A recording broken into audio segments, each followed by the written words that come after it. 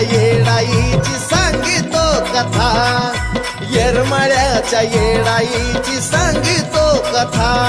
त्या येरमाळ्याच्या येडाईची ऐकावी कथा, त्या येरमाळ्याच्या येडाईची ऐकावी कथा. प्रभू रामचंद्र वनवासी गेले, अंतर्यामी ते भूतीवाले, रावणाला तितकेच निमित्त झाले, पाप मनात जाग्यावर आले, रूप खोटा जगाला धावून,